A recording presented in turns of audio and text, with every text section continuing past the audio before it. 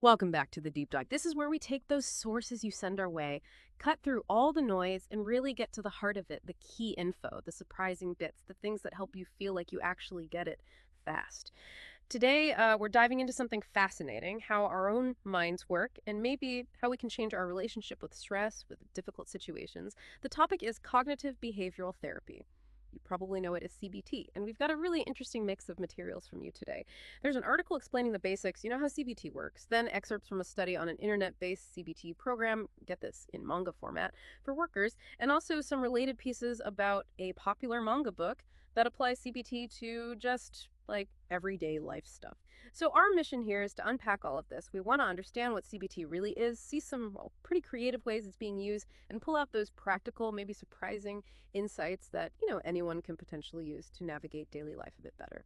Okay, let's unpack this. What's the core idea here? What's driving CBT? Well, at its heart, and the sources make this pretty clear, cognitive behavioral therapy runs on what seems like a simple idea. Your thoughts have a huge impact on your feelings and your actions. It's a therapy technique that tries to change behavior, yeah, but it does that by first looking at and changing your thought patterns. And it's different from some therapies because it doesn't spend a lot of time digging into your past. CBT is much more focused on the present. The core assumption is that the way you interpret things, the way you think about events right now, that's what really shapes how you feel and what you do. So the goal isn't always to change the outside world, but to help you spot those thought patterns, question them, and ultimately shift your view. Okay, so it's less about the why from way back when and more about catching yourself thinking certain things now and asking, hey, is this actually helping me? Exactly. Precisely. And the sources, they detail the main aims of CBT, which are really about building mental skills. It teaches you to notice those automatic thoughts, the ones that just pop into your head without you even trying. It helps you question the assumptions underneath those thoughts, things you might not even know you believe. And crucially, it helps you learn to tell the difference between the actual facts of a situation and your own personal thoughts, or maybe unhelpful interpretations about those facts. The whole point is to try and develop a more balanced, more helpful way of looking at things. Because as the sources point out, things like distorted views, jumping to the worst conclusion, or always thinking in black and white, all or nothing terms, they make people feel a lot more distressed. So by learning to challenge those automatic thoughts, comparing them to reality, CBT can help lower that distress. And that kind of frees you up, to choose actions that actually work better for you instead of just reacting based on feelings that came from maybe skewed thinking. That makes sense. Can you give us a solid example, maybe one from the sources, just to see it in action? Yeah, sure. One source used the example of someone with dental phobia, right? Oh, So before an appointment, their automatic thought might be, this is going to be awful, unbearable pain, maybe even dangerous. And maybe that's based on one bad experience years ago. The unhelpful assumption there is something like, because I had pain once, all dental visits will be terribly painful. CBT would work with that person to first spot that specific thought and the assumption behind it. Then they'd explore the actual evidence, like, is this thought based on now? Is it a different procedure, different dentist? Is the fear matching the current reality, or is it mostly old anxiety? The therapy might also involve facing the fear bit by bit, small steps towards the dentist, while actively challenging that thought and seeing what really happens. okay. That really shows the link between the thought, challenging it, and then the actual behavior or experience. What's the setup usually like? Is it long term? It's generally pretty structured. Usually a set number of sessions, maybe somewhere between 6 and 20, meeting regularly, like weekly or every other week. It's very collaborative. The therapist and the person work together. And there's often homework. Homework, like Yeah. essays. No, not like school homework. It's more practical application. Things like maybe keeping a thought diary, writing down situations, your thoughts, your feelings, or tracking your mood, or practicing specific skills you talk about in the session right there in your daily life. Okay, practical skills. What kind of skills or like strategies are we talking about? The sources list quite a few. Things like getting specific feedback, doing role-playing for difficult conversations maybe, learning techniques to calm your mind and body like breathing exercises, gradual exposure like we mentioned with the dental phobia, keeping that diary is a big one, and just practicing new ways of behaving that lead to more positive outcomes. And what's really striking, and the sources definitely highlight this, is just how many different conditions CBT seems to help with. It originally started like 50 plus years ago, mainly for depression, but it's really expanded since then. Man, the list is pretty long now. Anxiety disorders, sure, but also bipolar disorder, eating disorders like bulimia, hypochondriasis, that's health anxiety, chronic fatigue syndrome, fibromyalgia, issues with substance misuse, panic disorder, PTSD, even tinnitus, ringing in the ears. Wow, that's quite a range from mental health conditions to physical ones that have a strong psychological side. That really suggests those core principles are super versatile. They really seem to be. And one source talks about where it stands compared to other therapies. It mentions CBT is often called the gold standard. The gold standard. That sounds significant. Why that term? Well, according to that source, it's mainly because there's just a ton of research backing it up across all these different conditions. They say no other single therapy has consistently shown better results across the board. Plus, it's approach structured, focused on the present. It fits well with how scientists today understand the mind and behavior. Okay, so lots of evidence fits the science. Given how effective and versatile it sounds, the big question then becomes, how do you get these tools to more people, especially people who aren't going to walk into a therapist's office? Exactly. And that's where the innovation comes in, which is what that workplace study source really digs into. Traditional therapy, it has hurdles, right? You need trained professionals. That takes time, costs money, and then there's still stigma around mental health that stops people from seeking help. So the sources mention things like computerized CBT, CCBT, and internet-based CBT, ICBT as ways around these problems. The big pluses are anonymity, which is huge for some people, and just incredible accessibility. You could often do these programs whenever, wherever, as long as you have internet. Which leads us right to that Manga study you mentioned. Right on cue. This study looked at an internet-based CBT program delivered completely in manga format. And it was aimed specifically at workers in Japan who were, let's say, healthy, but experiencing what they call subthreshold depressive symptoms. So not clinically depressed, but definitely feeling down, tired, stressed, probably from work enough that it was impacting them. Manga for CBT. That feels unexpected. Why manga? What was the thinking there? The source is pretty clear on this. They deliberately chose manga because they thought it would get people more engaged, more committed, and help them understand the concepts better. They mentioned the power of stories and characters. In comics, it makes things more motivating, maybe easier to grasp than just reading text. Plus, in Japan, manga is super popular, really familiar to working adults.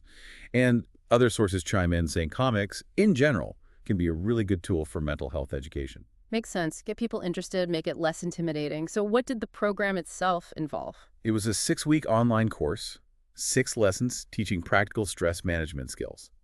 And they packed in the core CBT stuff. Learning to monitor your thoughts and feelings, cognitive restructuring, that's the challenging, unhelpful thoughts part, assertiveness training, problem-solving skills, relaxation techniques. They even had optional homework where people could practice and get feedback. So they really translated the key CBT components into this manga format. What happened when they tested it? Did it work? The results were definitely interesting. The Manga ICBT program did lead to a statistically significant improvement in depressive symptoms. They measured this using a standard questionnaire, the BDI-2, the Beck Depression Inventory. Right. The BDI-2, that basically asks about symptoms like mood, sleep, energy, right, and gives a score. Exactly. So those scores went down, meaning fewer symptoms. But the study did note the overall effect size was small for the whole group. They also found significant improvements in what they call dysfunctional attitudes. Those are the rigid, negative core beliefs, measured by something called the DES. And people's knowledge about CBT got better, and so did their confidence in actually using the skills, their self-efficacy. Interestingly, the effect on the depression symptoms was a bit stronger for people who started out with higher levels of distress, which kind of makes sense, right? If you're struggling more, maybe there's more room to improve or you're more motivated to engage. Okay. And they mentioned something about number needed to treat. What's that about? Ah, right, the NNT. That's a way to think about how efficient an intervention is. It tells you, on average, how many people need to get the treatment for one extra person to benefit compared to a control group.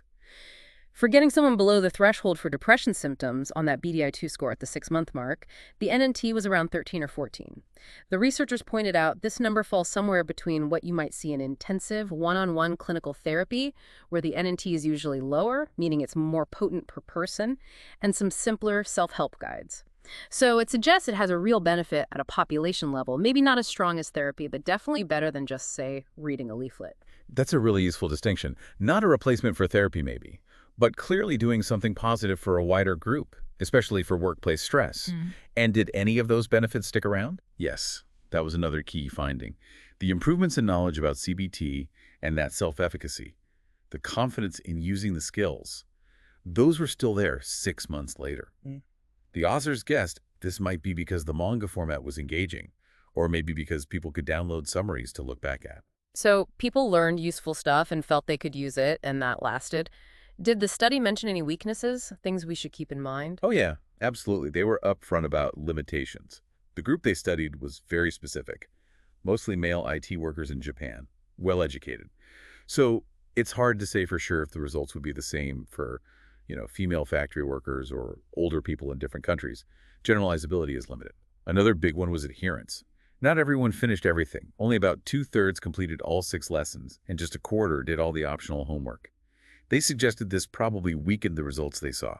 Plus, there were dropouts, and the control group got some basic stress tips, which might have muddied the waters a bit. Right, important caveats. But still, even with those limits, the whole idea of packaging these proven techniques in a format that's so accessible, maybe even fun, it feels really promising, especially for reaching people with everyday stress who might never consider traditional therapy. It really does, and that flows perfectly into the other sources we have, the ones talking about that manga book, applying CBT ideas more broadly. They really emphasize that these principles aren't just for diagnosed conditions or even those sub-threshold symptoms. They're incredibly useful for anyone just dealing with, the normal struggles of life. The sources use phrases like moping, brooding, and irritation, or feeling like life is just hard to live. So it's kind of framed as like common sense therapy for the everyday grind. Pretty much, yeah. The main message there is that CBT can help people feel more in control. A big part of that is learning to get a bit of distance from your worries, maybe stop ruminating so much, and refocus on what actually matters to you. And the sources point to some really concrete thinking shifts from the book, like becoming aware of and challenging those really absolute words in your head, I always mess up, or things will never change. It talks about deliberately training yourself to notice the good things and the bad, not just getting stuck on the negative. And I liked this bit, reframing the past, not just regretting it, but seeing it as data, information you can actually use to make better choices moving forward. Using the past for the future, not against yourself. That's powerful. Were there other specific tips highlighted from the book? Yeah, the author, Dr. Ono, apparently talks about the 3 C's for mental energy: cognition, control, and connection communication. Cognition is, how you see and interpret things. Control is about getting that sense of agency back. And communication seems to tie into relationships and being assertive. And one really simple practical technique that got mentioned in reviews is the idea of writing down 3 good things that happened each day. Just 3 small things. The sources link this back to the core CBT idea. Intentionally focusing on positives, even tiny ones, builds up resilience over time. It shifts your focus. 3 good things. That's something anyone listening could literally start doing tonight. It really brings it back to those small shifts making a difference. It does, doesn't it? It reinforces that main principle. Changing how you process things, even in small ways like noticing good stuff, can actually change how you feel. That's why people call it common sense psychotherapy, or like a summary of life wisdom. It feels practical. Okay, so let's try and wrap this deep dive up. We've seen that CBT, cognitive behavioral therapy, it's built on this really powerful practical idea. Change your thoughts, and you can change your feelings and actions. It's backed by a lot of evidence, this gold standard therapy used for a huge range of issues. We also saw how people are getting creative in delivering it, making it more accessible. That Manga ICBT study for workers is a fascinating example showing it can potentially help people dealing with everyday work stress, maybe not replacing therapy, but building crucial skills and knowledge. And really importantly, the insights aren't just for therapy clients. As that popular manga book shows, these are practical tools like questioning those always and never thoughts, or the simple 3 good things practice that anyone can potentially use to handle daily stress, build resilience, maybe feel a bit more in the driver's seat of their own minds. It seems pretty clear that using these ideas, even just a little bit consistently, could make a real difference, like how the study found that knowledge and confidence stuck around. Which really makes you wonder, doesn't it? How much of the daily struggle we all feel is less about the actual events and more about how we're interpreting them, and what tiny shifts in our thinking could actually fundamentally change our whole experience. That's a great question to ponder, a perfect place to leave it. Thanks for joining us for this deep dive.